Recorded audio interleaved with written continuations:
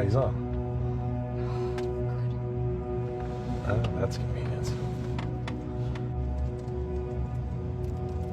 We're probably almost exactly 12 hours away from meeting him for the first time. It'll be really real tomorrow.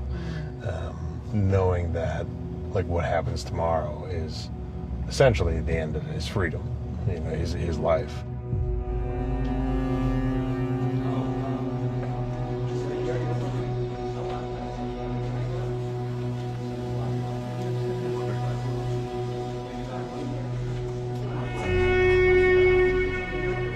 All right, good afternoon.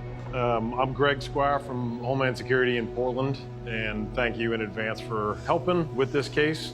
Particularly, I'd like to thank our teams who are here from Brazil, Australia, and Europe. Just really appreciate you guys coming all this way to help. It's been a very long time coming, 5-6 years that Cassie and I have gone through it. This is him today, kind of easy to spot, but we have a couple other pictures in the ops plan.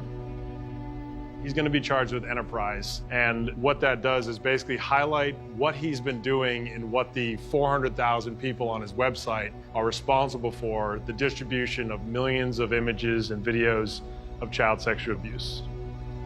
I've been doing undercover a long time, and trust me, these aren't just run-of-the-mill pedophiles. They're some of the most advanced criminals on the planet. This is the target's apartment, mostly relevant to the 3 who are going to be inside. We're going to take him inside almost immediately. If he has his backpack with him, we'll take that into custody. Same with the phone. But that's the exit there. Our 3 eyes in there will be in comms with Cassie. Cassie's going to be online early. If he decides to get online before he goes to his big appointment, and Cassie will be able to engage, confirm he's in the apartment, confirm he's online. So it's a big day for crackers. There's a lot of foot traffic out of this door. A lot of kids moving in and out of here. There's a lot of adults, families, so it's not just college kids here. It's a pretty good mix of people. Our 3 interior people will cover here, here, and here. He's gonna have to walk past you. It's up to the 3 of you how you wanna do it. As soon as they see him and begin to kind of get an indication what door he's going out, they're gonna call us and we'll hit it up over the radio. The central location will be my vehicle and the few people who are with me. Getting into the building, it's going to be just the apprehension team and my car. Team 5, check in, please. So we're going to roll up in the building with maybe 6 to 8 total, no more than that.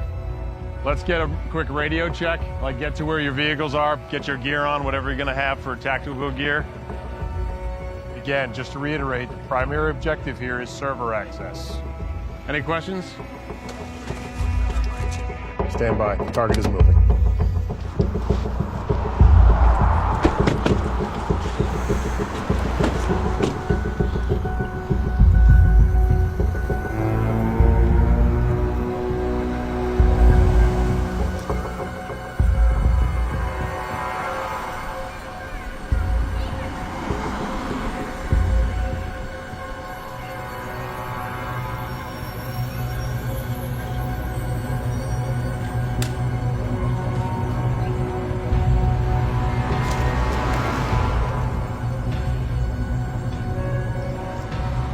Hey, how you doing?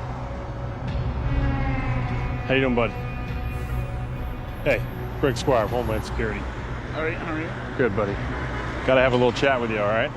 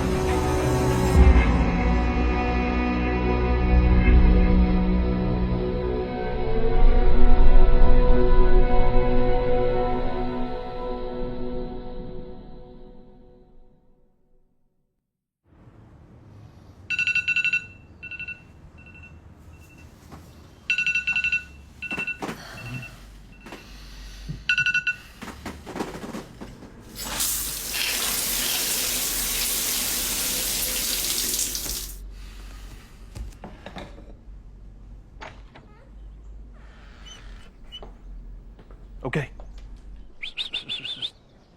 Come on. Good boy. Good boy. Bit of a morning routine for the dog and I. Get out into the woods. Come on, let's go. No houses, no lights, very little cell phone coverage, which is kind of a bonus. You know, the problem that we work with never goes away. What'd you see, huh? What do you see? When I started my career, I didn't really realize how deep and dark things were gonna get.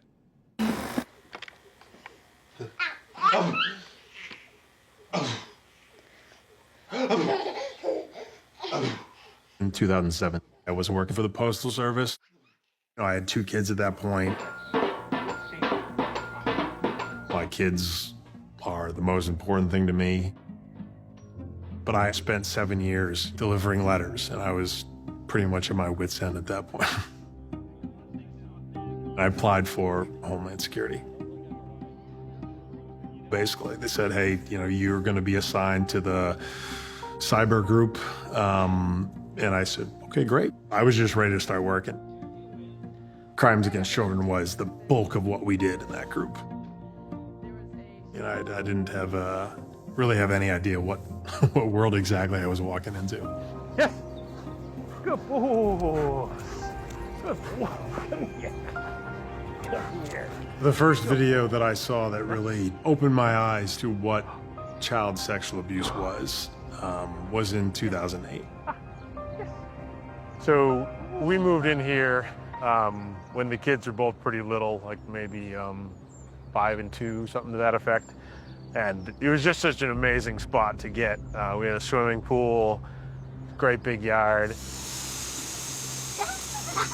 And you know, we would spend our off time and just letting the kids run around out here. It was just a really nice piece of land to have. I think it was a Sunday morning, and the kids had been playing up on the deck there by the windows. I grabbed my work laptop, and I had recently gotten a whole folder, basically of results from an email search warrant.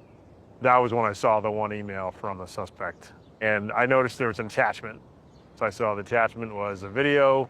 So once I clicked and opened the video, I just saw a bedroom, basically. The camera kind of panned around, and there was a little girl in bed, like in an adult bed, a large bed. And she was laying there. There was a book, a big picture book, kid's book, next to her. And then I could see an adult male coming into focus. He started to read the book to her, and like for that 30 seconds, it looked like something normal. And then he undresses her, and then the abuse starts. And the girl just, it looked like her soul left, watching it happen. And him, I was ready to murder him, you know, like just watching him do this and watching her, like, just endure it, you know, like that's what it looked like to me. And yeah, for that to go on for so long, you know, I think it was probably 4 full minutes of him raping her. A long time. I mean, I had never seen anything like that before. You know, now I have an unfortunate library of that stuff in my head, and so do all the other, you know, folks that do it. But that was definitely the first time. And while it like takes from you, it also gives. Like, you're not gonna find a better fuel to go hunt someone down than that. It doesn't get any more passionate than that.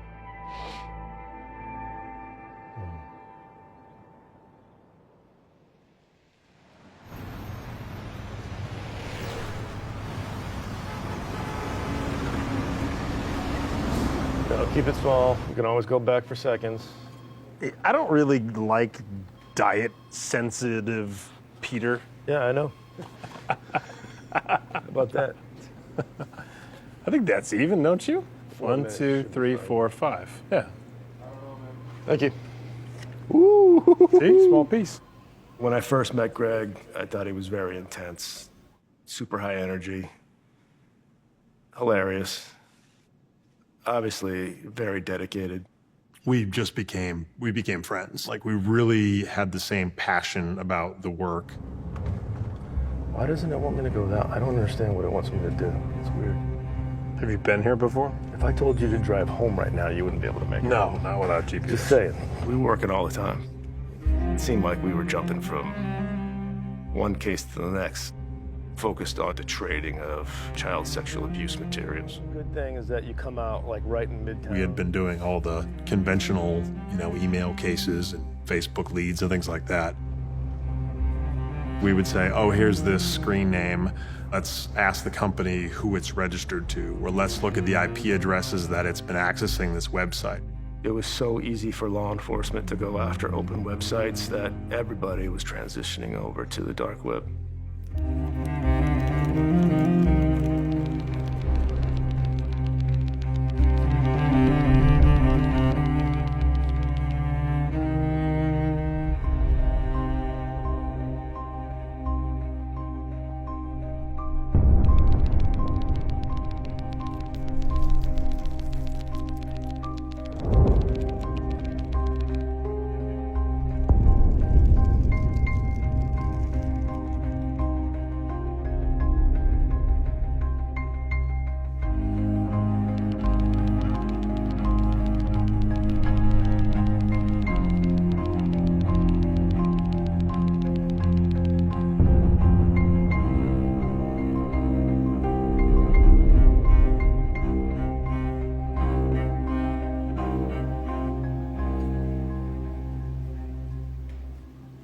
The first case that really took off on the dark web was the Lucy investigation. In January of 2014, we discovered this series of photos that, was named Lucy, of the same girl being sexually abused.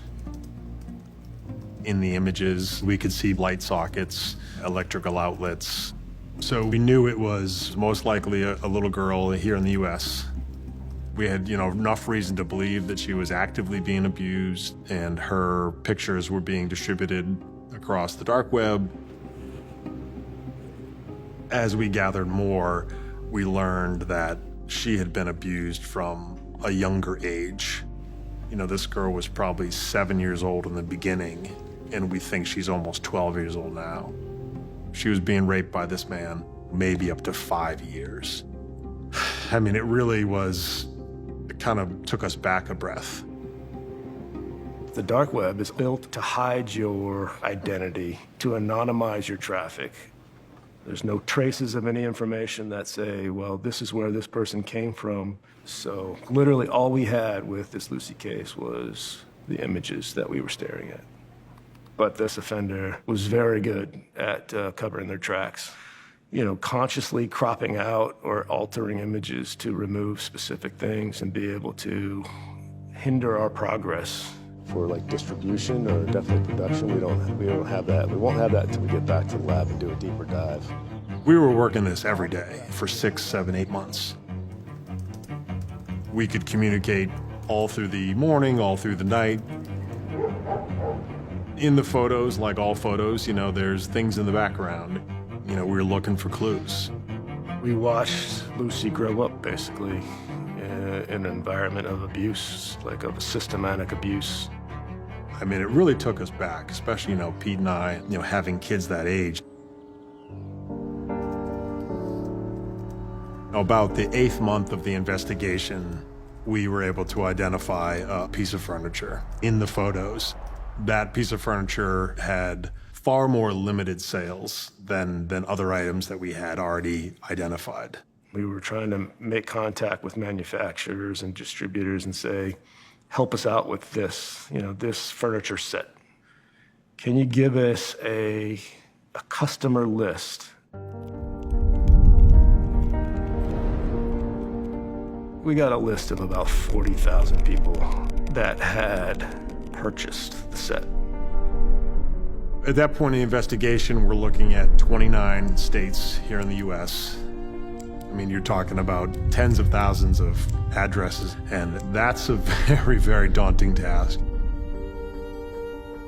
It was a tough time for the team. 9 months is a long time to look for somebody. And as we're doing an investigation, she's still being abused. There's victims that we have never identified. But you can't give up. If we're not going to do it, who's going to do it? Eventually, you're going to get something that will get you there.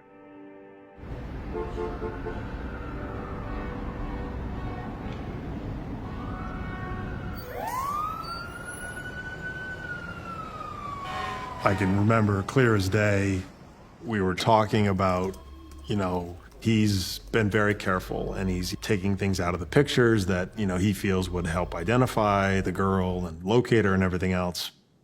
But the question at that point was, like, what can't you change? Clothing can change, bedding can change, all these things can change, but is there something that can't change? And that's how we came to look at the bricks. How often do you see an exposed brick wall inside of a child's bedroom? So I started just Googling bricks, and it wasn't too many searches that I found the Brick Industry Association. So I called.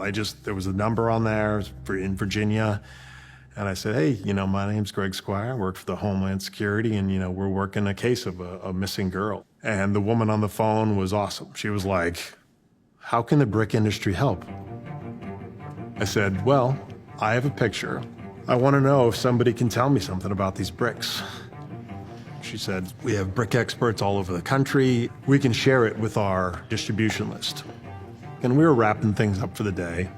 And I don't think I was even at the car before I started getting emails.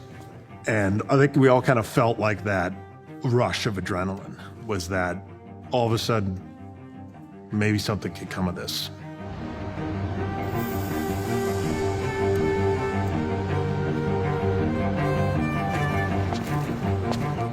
I work for the Acme Brick Company. I've been in sales since '81. Over the years, I would say I've sold in excess of 300 specific colors and sizes and styles of bricks. That day, I was sitting at my desk doing my normal, probably paperwork or a report or something for corporate. And it popped up in my inbox, and I read the email, and I knew exactly what the brick was. I noticed that the brick was a very pink cast brick, and it had a little bit of a charcoal overlay on it. It was a modular 8-inch brick, and it was square-edged. Immediately made the brick pop out to me that it was a flaming Alamo. We made that brick from the late 60s through about the middle part of the 80s. And I had sold millions of brick from that plant. So I emailed Agent Squire. I'm thinking, this is great. And so in my mind, I'm going, well, would you have sales records of something like that? He's like, we've been selling this brick since the 70s. And it's all just a pile of notes and stuff like that. And I was like, and it kind of took the steam out of me a little bit. And he says, I think he called me son. He says, hey, you know what bricks are? And I'm like, you got me, sir, I don't know. He goes, bricks are heavy. What I explained to Greg was that brick are heavy, and we can only haul about 10,000 to a truck. So we're not transporting bricks typically all the way across the country. So don't be looking way, way out. You need to be looking within this smaller area. He says, that brick didn't travel 50 miles out of this plant. I was so excited at that point. They were looking in 29 different states, and it was a needle in a haystack. It narrowed it down to possibly one state, one city. We have an extremely small area to look in now. We were able to take the list from the furniture manufacturer Just draw a radius around this brick factory and see who falls in that radius. He whittled down this 10,000 plus list to probably 40, 50 people. So we thought we had a fairly good shot if we looked through social media that somebody on that list might have a picture of Lucy on their page. And probably by 9 a.m., we were flipping through social media pages, and there was Lucy right in front of us. Couldn't believe it. 9 months of looking, and we're sitting there staring at her, and we all looked and said, 100% this is her. 100%. We literally started with a picture that could have started anywhere in the world, and then we narrowed it down to one house. That was a good feeling. They had also figured out that living in the house was the mother's boyfriend, and that was a convicted sex offender living there. I mean, at that point, it's 10 or 11 a.m., and our first thought was, how do we get there before she's home from school and eliminate the chance of him having access to her even one more time? And by 4 o'clock, our whole team was in that house, safeguarded Lucy, had started the interview process, and by 5 o'clock, the suspect was in custody. I got an email saying, we found her. This little girl now is safe and out of harm's way. My wife and I have been foster parents for over 20 years. We've had over 150 different children in our home. We've adopted 3. So doing that over those years, we have a lot of children in our home that were abused, that were neglected, both physical and sexually abused. And it leaves a mark on you. It leaves a mark on your psyche that stays with you. What they do day in and day out and what they see is a magnification of hundreds of times of what I've seen or had to deal with. So I can't imagine what they have to take home with them at night.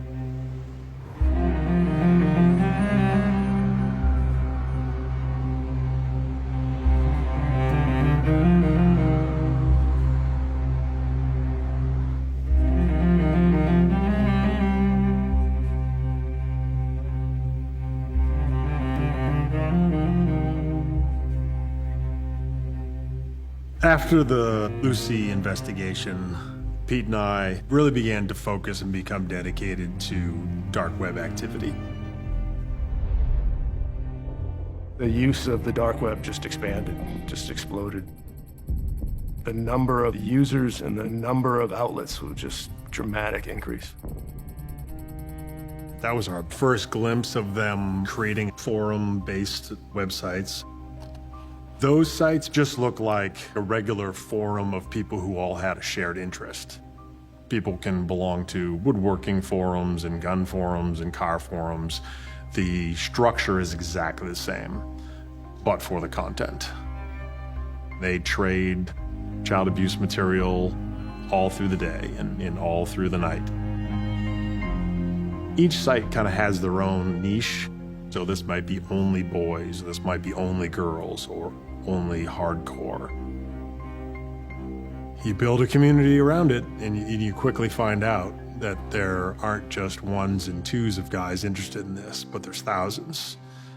And it just becomes a breeding ground for who can be the more shocking person, who can take things to the next level.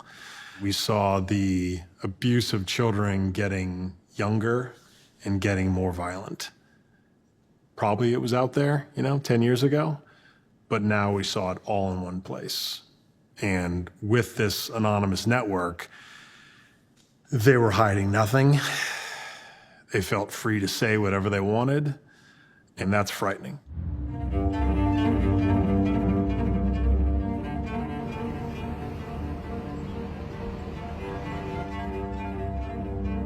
We needed to be in there. We needed to try to find out how we could infiltrate these networks, how we could disrupt them, what could be done to take on a group of 100,000 guys with the resources we had, which, to this day remain very small. This was really the beginning of having dedicated online undercover officers that would function full-time being part of these communities. A lot of undercover work, which Greg took the lion's share of. Being able to be accepted by such a group is a pretty heavy task. It's like going undercover with the mob or something. Face-to-face undercover, there's a lot written about that. People going into gangs and going into doing these really deep undercover roles, but this was brand new. We were entering and working in a borderless environment that was operating 24 hours a day. We realized the need for some help.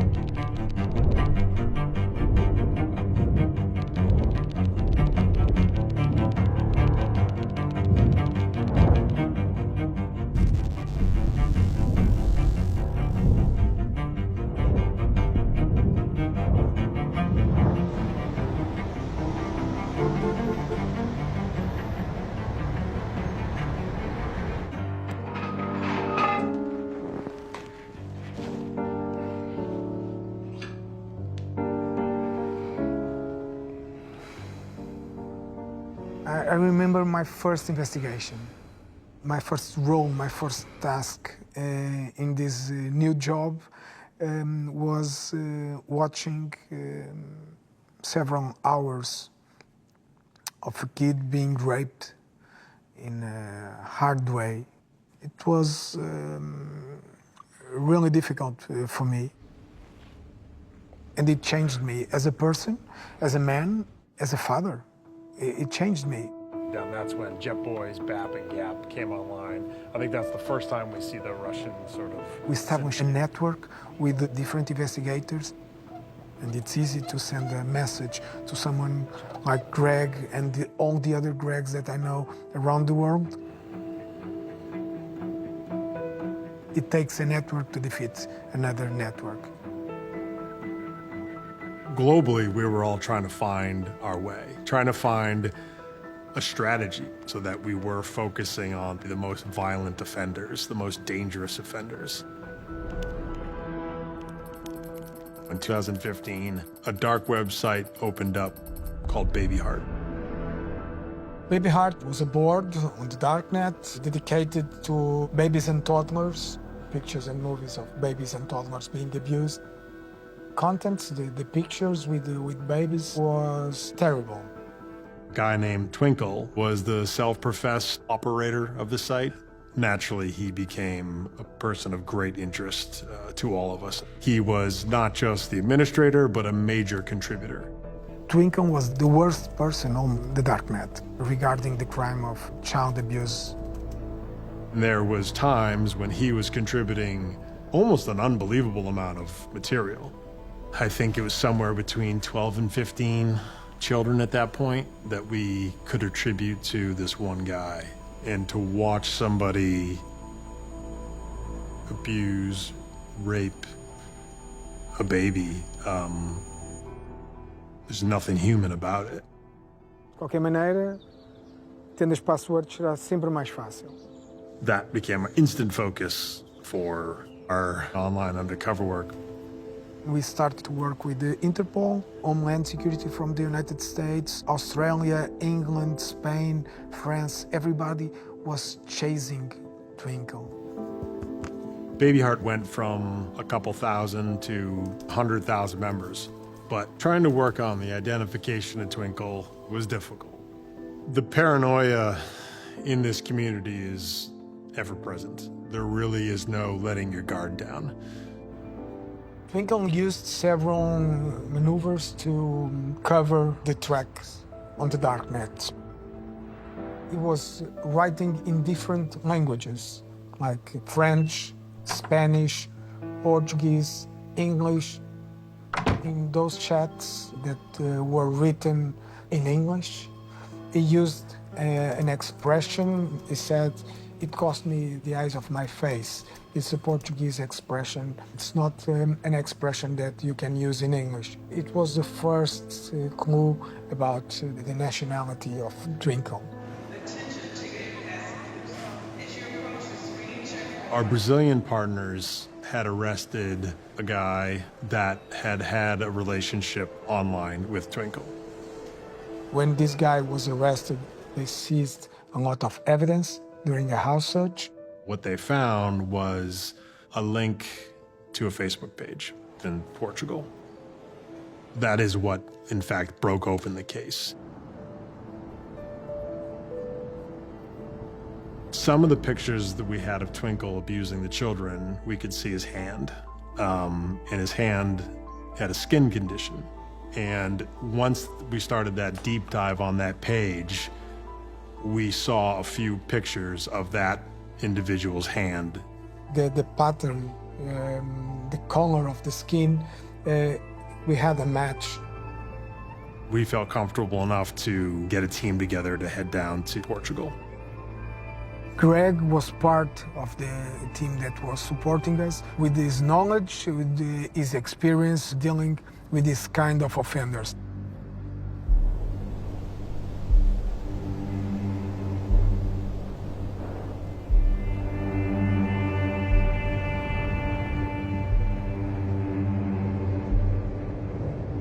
On our way to Twinkle's place, it was possible to feel the tension inside the car. It was 6 in the morning.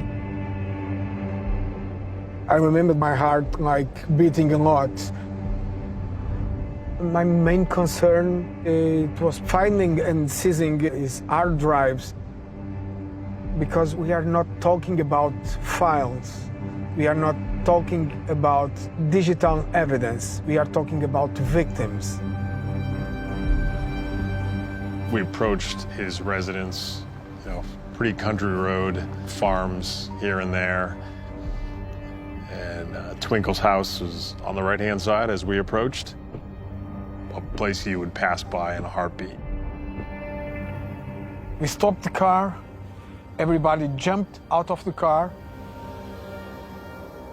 We saw the door, and it was the perfect time to enter. In the second room, on the right, we found Twinkle. Twinkle was in his bed, laying with 2 kids, around 5 years in the time. We grabbed Twinkle. He was taken away from the kids to a different room. I remember his face. He was surprised. You can imagine a skinny guy, around 25, 26 years old, scared, and in a certain way, fragile.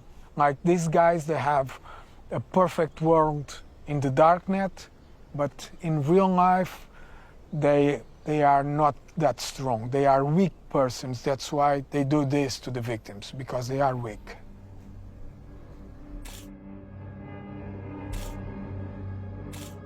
We started collecting evidence inside the house. Pretty Spartan living quarters, despite the size of it all. Twinkle was pretty agreeable to talk to us, to sit next to me and showing me his site. But the forensic team had isolated one desktop computer that they felt was the primary. The problem was the hard drive was gone.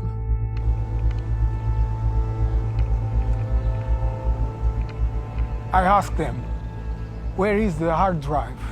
And he told me, it's not in here. Follow me.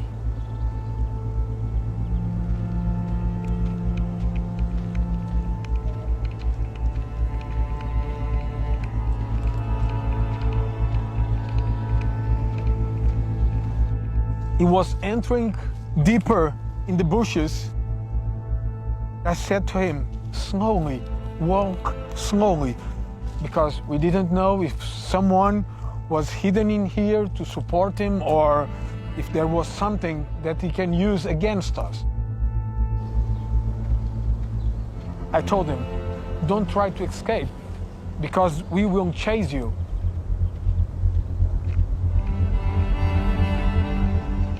And then, around here, we made a turn to the right. He pointed.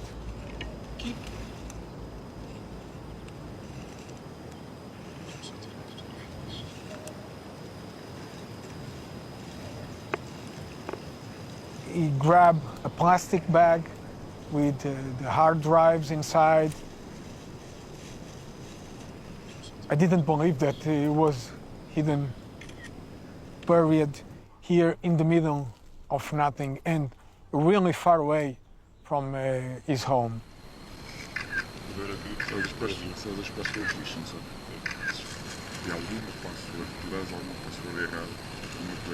It was buried a couple of hours before we arrived.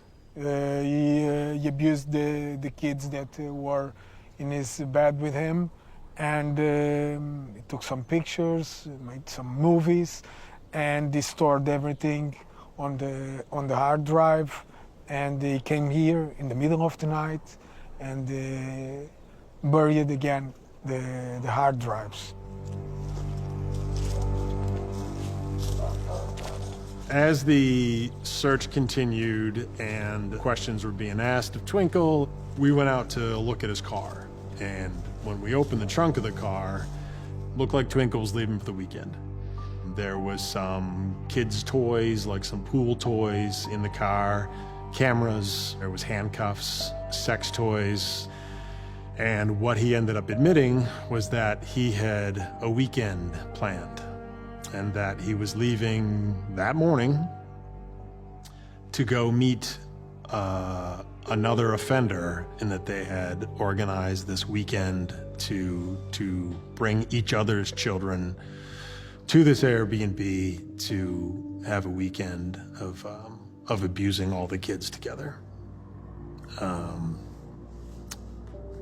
Now, this was completely new to me and everybody that was there. You know, there was a pretty experienced group there, and this was certainly the first time for all of us to go, you know, they had a planned weekend to, you know, sexually abuse babies, you know? So the team sort of got a plan together. I think it was about an hour away. The guy showed up pretty much on time. The primary police officers went and removed him from the vehicle, and when they looked in the back, his two kids were in the back.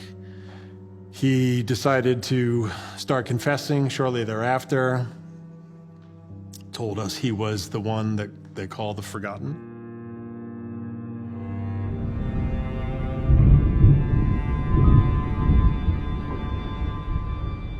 Humanity is changing.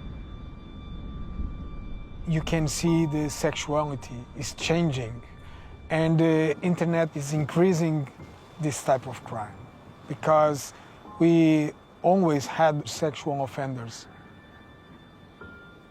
But now we have a specific part of the society that wants to share with the others the abuses that they commit, and sharing with the rest of the community that you can see what I have done to these kids. And I cannot understand this. Twinkle's material was brutal to look at and equally brutal to listen to.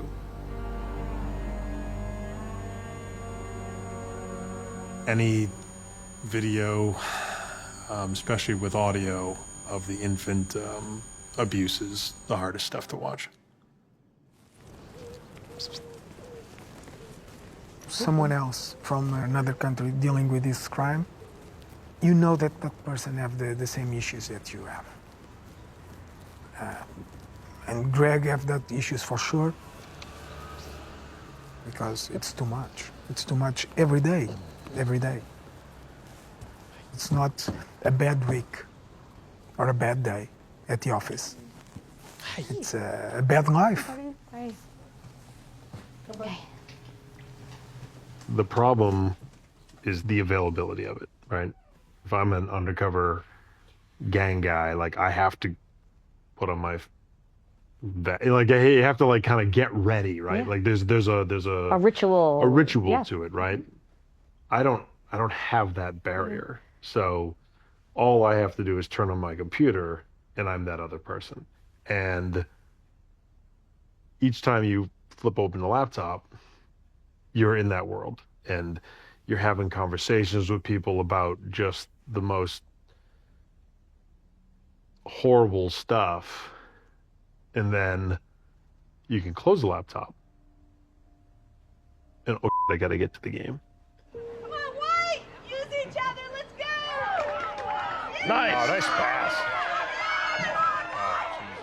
So in a matter of moments, you can go from really, really evil human to cheering for your kid at their game, or going to their school, or going to get ice cream and watch some guy hug his daughter and be like, you know, it certainly came with some collateral that we didn't see in the beginning.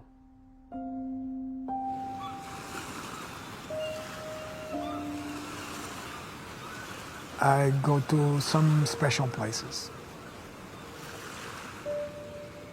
When I come there, I can switch off my mind from the daily job, from everything that I saw during the day, and it's easy to be a different person, or at last to try to be a different person, because in the end, the ghosts, they will always be in our minds. It's impossible to send them away. The challenge is living with them.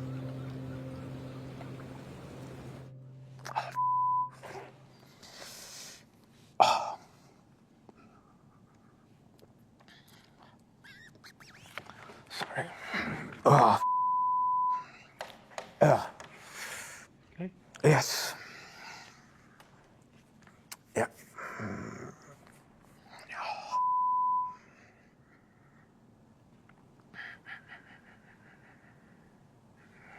Okay. I'm back.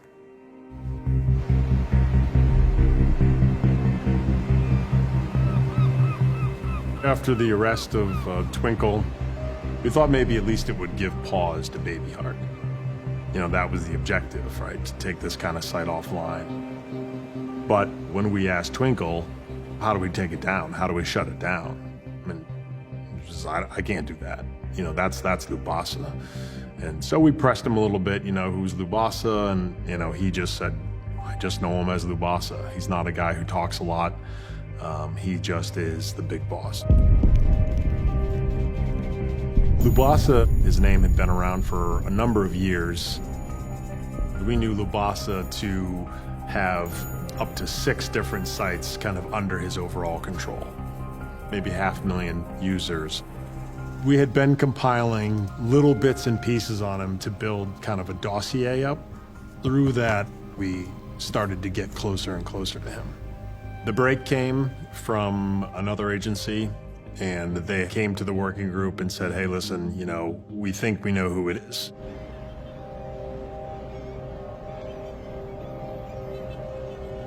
We ended up going to Brazil. We flew down there with maybe 10 or 12 people. US law enforcement, folks from the UK. I was there to offer an undercover's viewpoint on how the sites were operated. A gente chegou a esse nome, né? Chegou ao Lubasa, que propiciava que 5 dos maiores fóruns da Deep Web, a gente já estava há alguns meses, né, nessa investigação, realizando inúmeras diligências, né? Ele deixou de ser um nome e passou a ser uma pessoa. Lubasa was on a whole nother level. If we get to him, we would have access to whatever's happening for him as kind of overlords. It would give us, for the first time, a glance from the top down.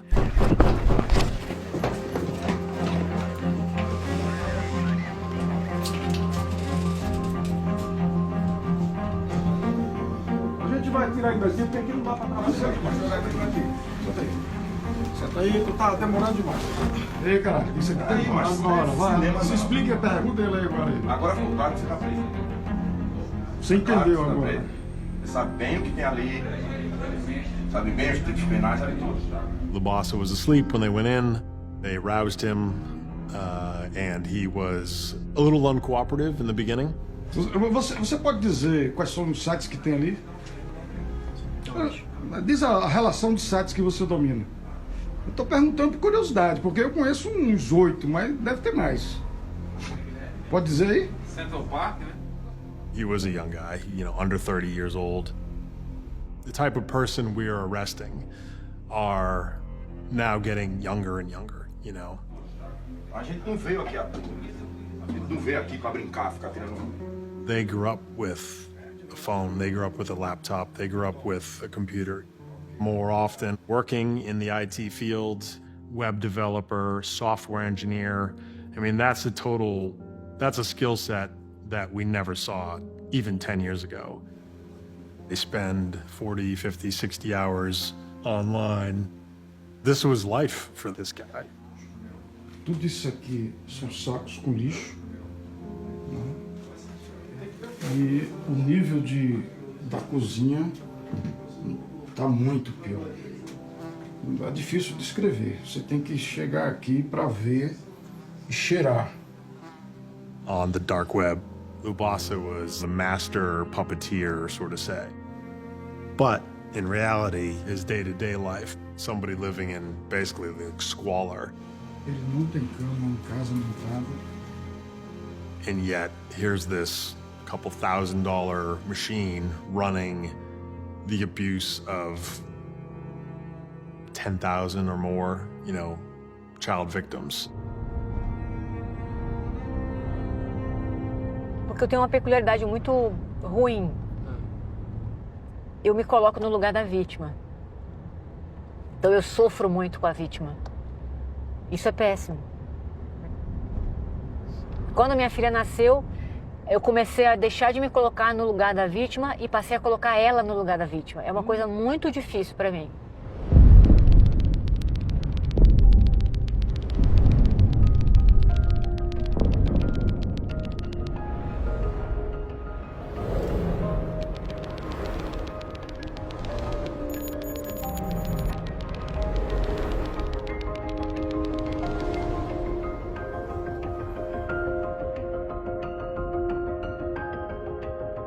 Move in now.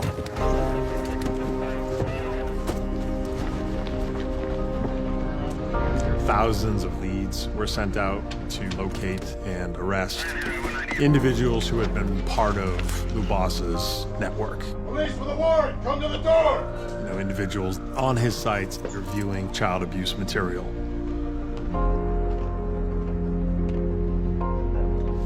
And even if that person has not had their hands on children, they are the reason the sites exist. They're causing the demand. They're encouraging those who have access. They are as big a part of the problem by driving others to commit offenses on their own children. These offenders know everything about security.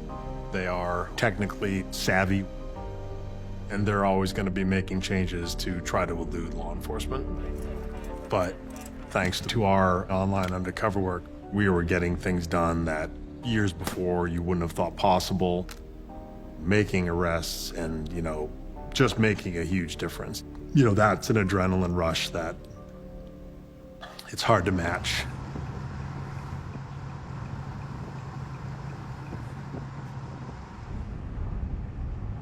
At that point, my kids were a bit older and, very independent, very successful young people. And, that almost enables you to push harder. Like, I worked 10 hours today. I bet I can work 12.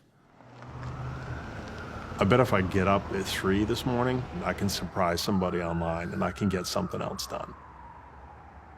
You just push yourself and push yourself and push yourself, and you're rewarded because that shit works. It is effective.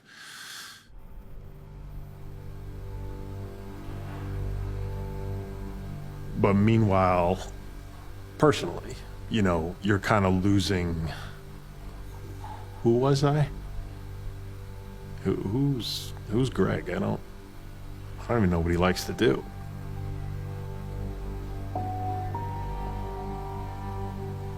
All of your friends all during the day, they're criminals, you know? They're pedophiles. All they do is talk about the most horrific things all day long. And when that's over, close the laptop and you look around and it's just you.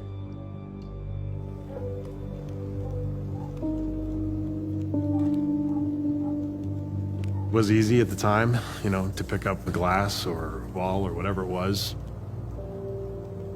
And you don't think about you when you're having some drinks, you know? It's easy just to go, all right, the sooner tomorrow starts, the better off I am. Because tomorrow I get back to work.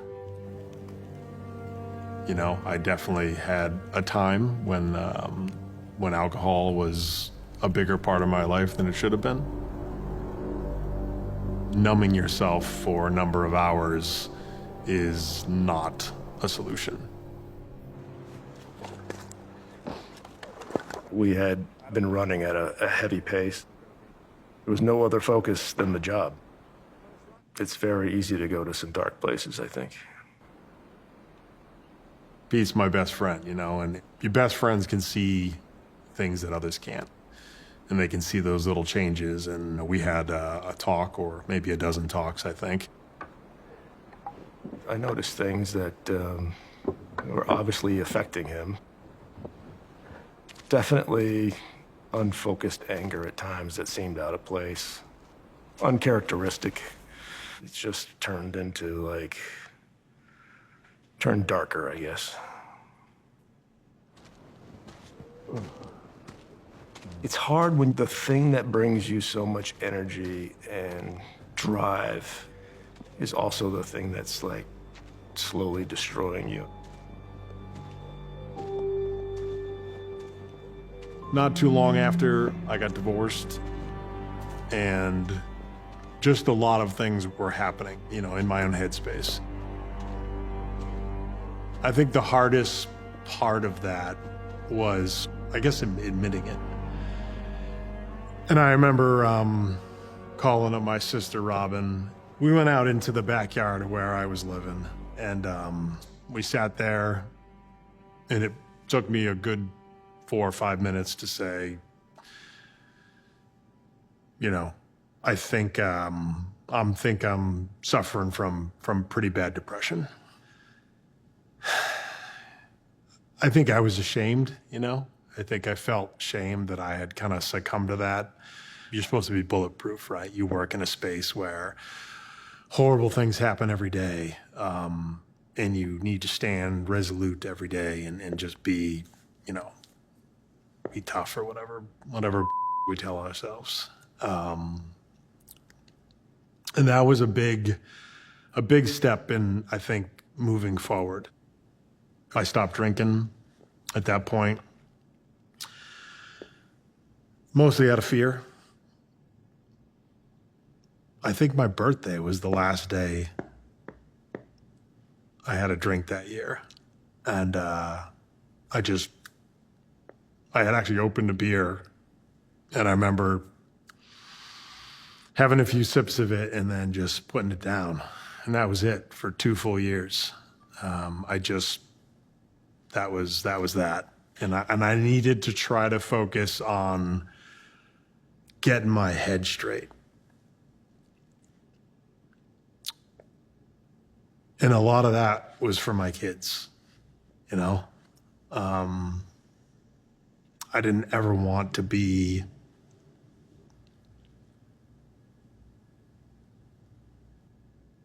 someone, I guess that, they weren't proud of. Yeah, that was a lot of my motivation to get started, to get better.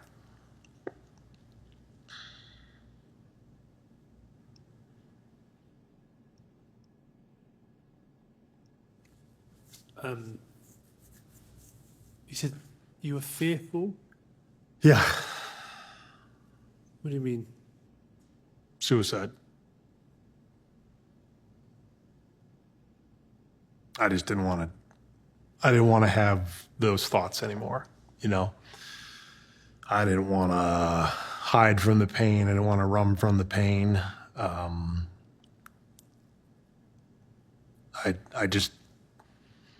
I didn't want to leave him behind, I didn't want to end things that way. Because I wasn't winning, you know what I mean? I wasn't winning by myself. It just wasn't going to happen. It wasn't going to be a fight that I was going to win. And if I didn't reach out and talk to Robin, talk to Pete,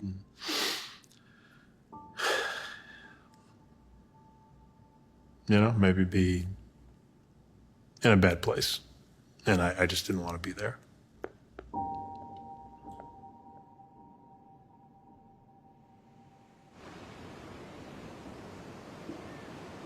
It is funny to think about, like, kind of diving in with the case and looking at the one image and then getting it going. Pete kind of stepped in where I needed him to. I thank him. I'll always thank him for getting me away from a place that was kind of dangerous. And I feel very, very fortunate to work with all my friends across the globe and to have them to lean on and say, hey man, it's okay.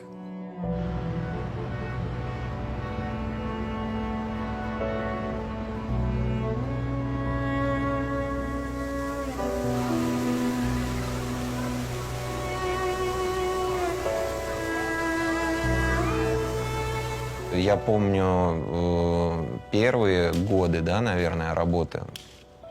Действительно было тяжело. Иногда день, два, три ты ходил в таком выключенном состоянии, и все время эти картинки, они были перед глазами. И вверх брали эмоции. Мы, как офицеры специализированных подразделений по всему миру, время, вы знаете, мы стали понимать друг друга просто с полуслова. Вот, наверное, настолько у нас за время нашей работы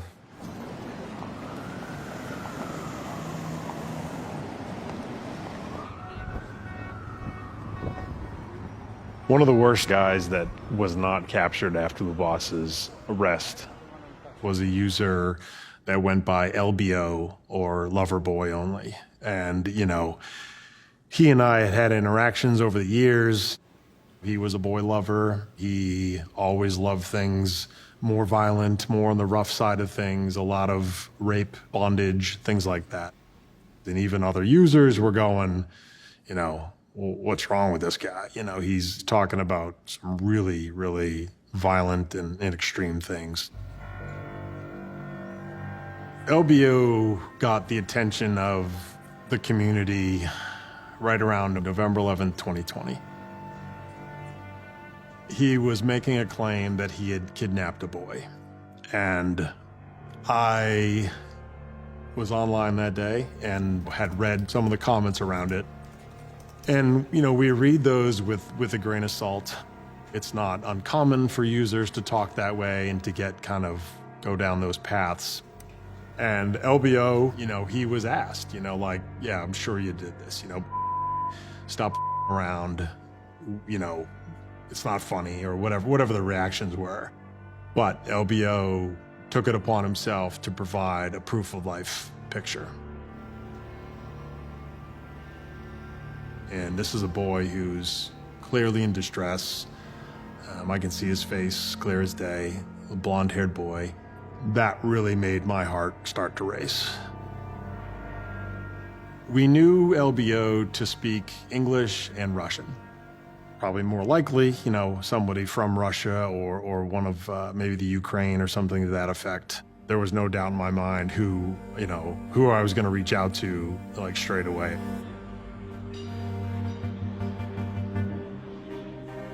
Запросы, письма с пометками там «Срочно, срочно, Иван», «Тревога». Я увидел сообщение сначала от Грега. I gave him a description of the boy. I said, maybe 6, 7 years old, blonde hair. I would know who he is if he's in fact, a kid that's missing.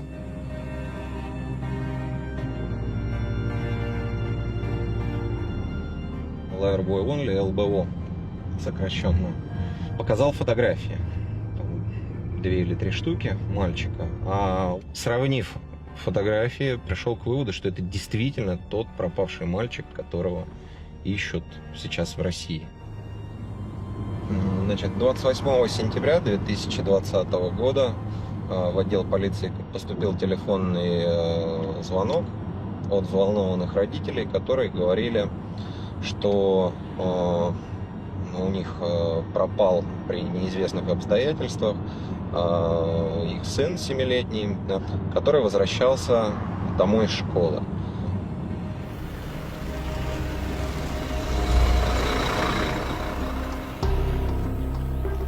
Вот это автобусная остановка после занятий в школе. И, соответственно, он вышел и проследовал вдоль дороги вот в этом направлении в сторону своего дома. Там вот все места вот эти вот прочесывались и туда, вплоть до леса. Здесь была настоящая войсковая операция. Видите, дом завалишь, все тут досконально. 14 дней розыска в режиме нон-стоп. В этой поисковой операции были задействованы все возможные силы и средства. Правоохранители, военные, спасатели, криминалисты, опытные поисковики. В поисках мальчика принимают участие жители села и добровольцы из разных районов нашей области. Каждому дают посильную задачу. Мальчик приехал после уроков на школьном автобусе в родное село, но до дома так и не дошел. Полиция объявила награду за помощь в поиске мальчика в 1 миллион рублей. There's a real boy missing. The description lines up, timing lines up, and you just go, holy, this boy is somewhere with this monster. The boy that had been missing for over 50 days at that point. It's a terrifying thought. Yvonne had told us that they had called off the search October 11th and that they were just looking for the boy's body. And, now we had called, relatively out of the blue and said, we think he's alive. While we breathed life into the investigation there, we also knew just how dangerous LBO was. And that was nerve-wracking.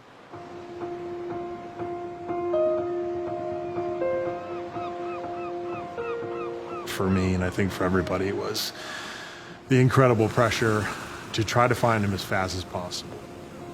В рамках такой большой страны, как Российская Федерация, да, с численностью населения 150 миллионов, установить его будет невозможно.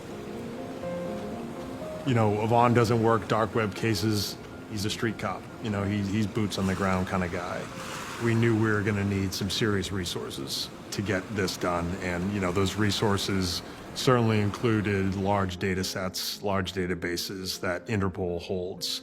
And, one of my favorite people in the world is Gordana. I received a message from Greg asking me for help. I know Greg long time. We work together. Greg knows that I speak Russian. Gordana is an analyst and has worked, many, many child abuse cases in the past. It was too easy to pick up the phone and get her involved. Can you tell me what information you had to start with? Loverboy only. LBO. Username. I have only username. And information that this username maybe kidnapped the boy. I start working on this case and nothing else except the work. Everything disappeared because I know that the probably life of this kid is in our hands. I check our database in Interpol. We have huge amount of digital files shared by Brazilian police when they arrest Lubasa.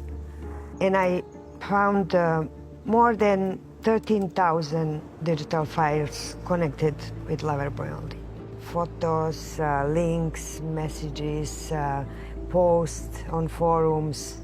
So I was reading all the comments, searching anything that can lead us to this guy. Я читаю, анализирую эту информацию. Если что-то находил я, то, естественно, я делился со своими коллегами. You know, from an undercover perspective, a lot of our job was doing kind of round-the-clock observation, observe the community, see what occurred. We were in literal constant contact, 20-plus hours a day. I'm not sure Gordana was even sleeping, to be honest. All of us was in different time zones. But even if it's a night in US and Russia, when I send a message, I get reply immediately. So because of that, I realized we are all not sleeping. We didn't even think about sleeping. Ну да, нас разделяет география, мы там с Грегом находимся по разные стороны океана, но у меня такое ощущение, что мы работаем просто чуть ли не в одном кабинете, и с Горданой тоже. I just think we must find him. We must find him. Because he will kill him. We weren't under the illusion that LBO would do anything but kill this boy. He'd been talking about that stuff for years, kidnapping and killing a boy.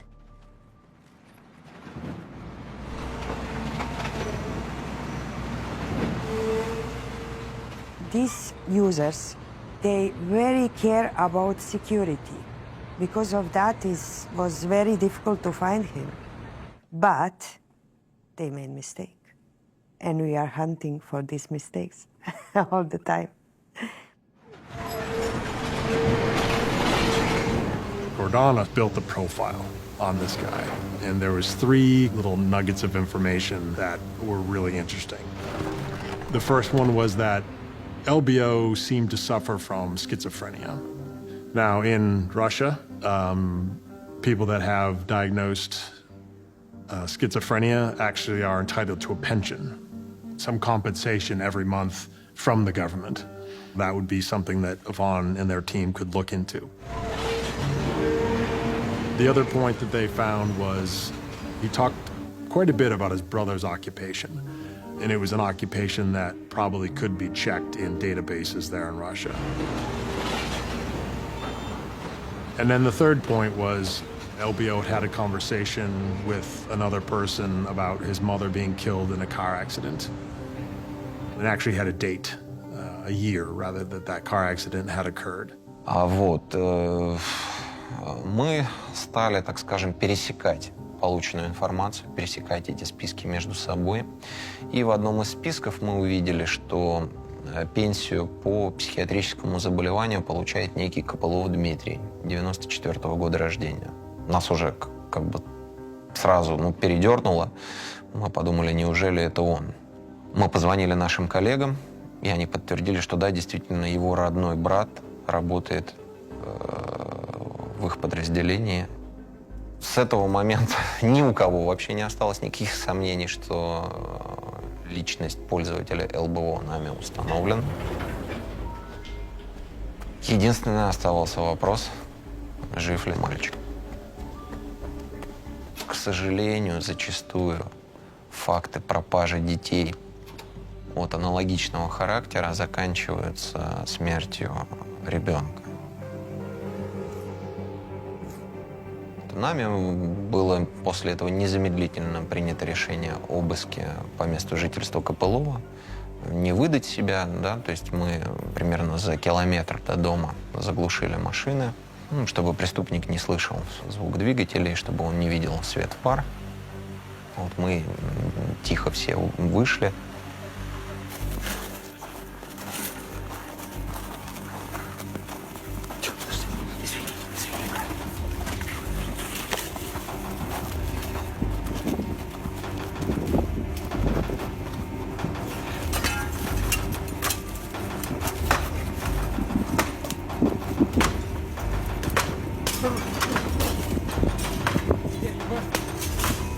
Дверь ебашьте, парни.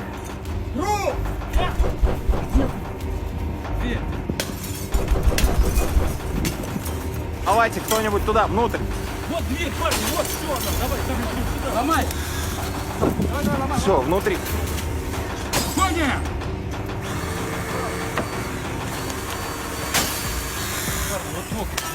Да, туда, залазь.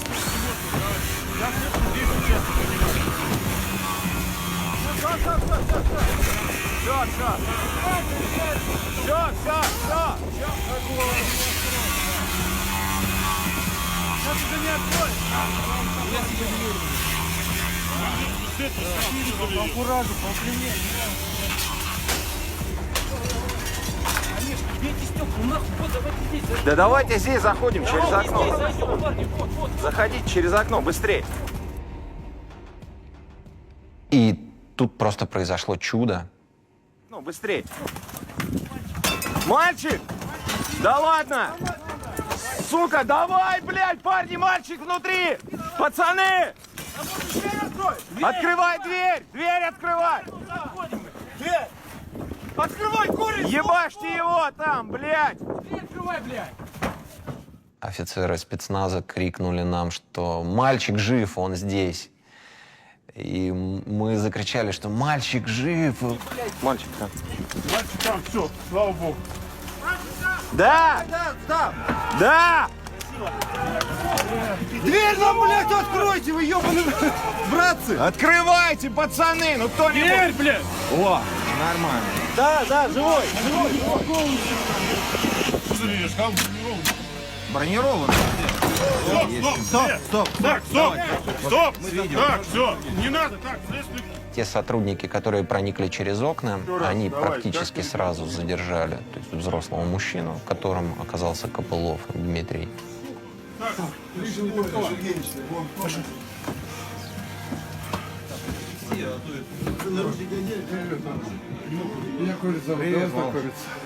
Как тебя зовут?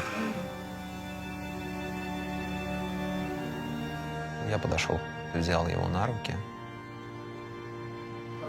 Молодец. Ничего не бойся, все хорошо. Я думаю, то, что я почувствовал на этот момент, уже у меня на лице, наверное, да? Ну, это был неописуемый, конечно, восторг, это была радость. А многие офицеры, и даже в том числе офицеры спецназа, тогда плакали. Они не могли от вот этой сцены все сдержать слез. И, естественно, я сразу же оповестил и Грега, и Гордану. It's really easy to remember every single piece of this because it was such a wild minute in my life. Yvonne sent me a message and said, "We have the boy. He's safe." Awesome, you know. It was just the best news that I think I had received, you know, and just staring at my phone, looking at that message. And I looked at Pete there and I said, "They found him." It almost took your breath away, you know. That's how intense it was. It was maybe 3 in the morning, and I just wake up in a little bit panic. I grab my phone, take a look, and I see my colleague holding the boy.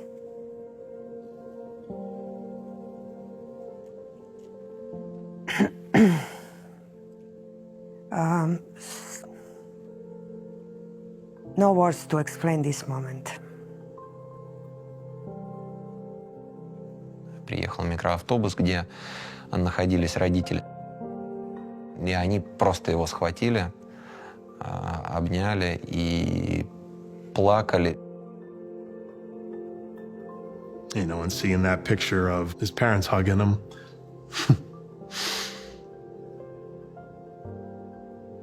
Yeah, it's just kind of makes you think of like when you hug your own kids, you know, and you it just brings a totally different value to that, you know, and to know that they're safe and to know that they're in your arms. I mean,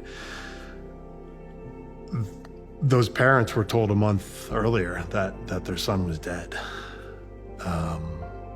and that, you know, there was no more hope, and there they were holding him on the train. Maybe the most special moment, you know, in my career.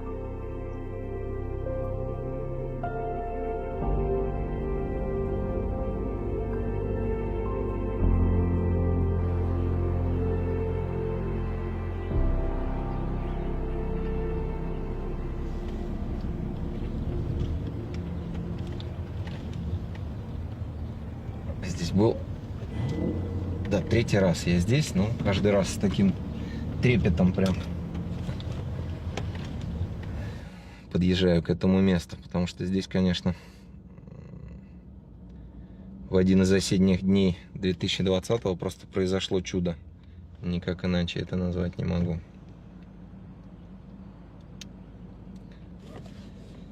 Фух.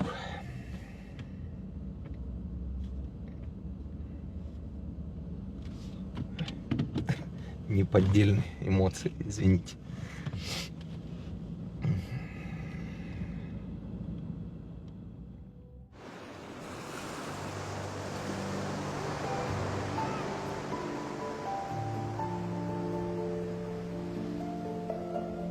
I know I've come like a good distance, you know, like from where I was at any given like dark moment. You know, I spent years hiding how I was feeling. Like, I'm pretty decent at lying and telling, being, you know, wearing a different mask, and then, hey, everything's fine, everything's cool, you know, no big deal, like, let's go do something. I'd kind of come to terms with, or peace with, like, this isn't something you carry by yourself. Well, this isn't something I carry by myself. There might be some super soldier out there that can do it. It's just not me.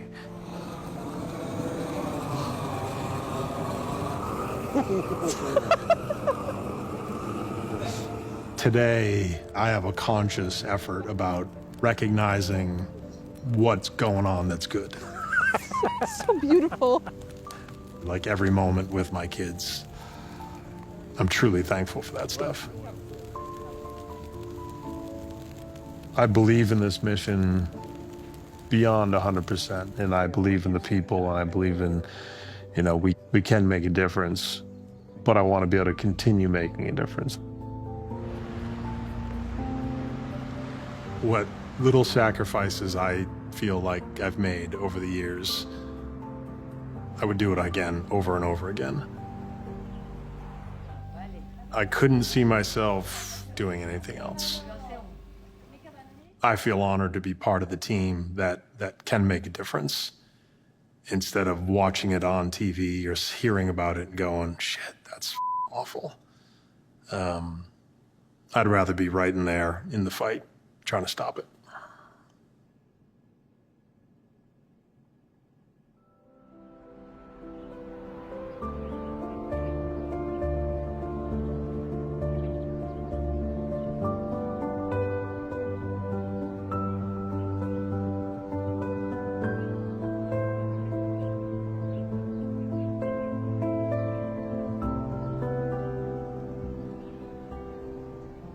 I told you a little bit about the bricks, the brick thing. And I've known about the brick thing since the beginning. You did, yeah. Yeah. Like the whole idea of even being able to have this conversation someday is still like feels super surreal. Yeah. Like it feels like a miracle in a way. I am incredibly lucky to have a good support system right now while I'm dealing with this. I have more stability. I'm able to have the energy to talk to people, which I could not have done this even like a couple of years ago. You know, you just move on and deserve to live like a awesome I would life. love to work on being a functional person. Memory loss is a big part of these things, and I just don't remember a lot of it, which is fine with me. Yeah, right. But like at that point, I was praying actively for it to end. I had been at that point for years, but not to sound cliche, but it was a prayer answered. Yeah, yeah. Sounds weird, I'm sure, but like you wish there was some telepathy and you could reach out and be like, listen, we're coming. Yeah. Like it does sound cheesy, but like that's the genuine feeling when you're in the middle of those things and you just want to like reach out and go, we're gonna get there.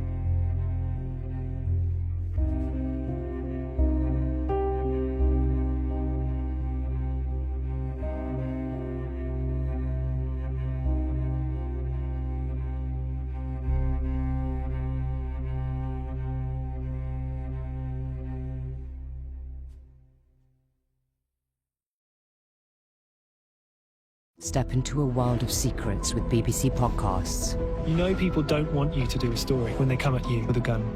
For years, no one believed us. Thank goodness the BBC gave us that platform. It is nerve-wracking going up against someone so powerful. World of Secrets. Listen wherever you get your BBC Podcasts.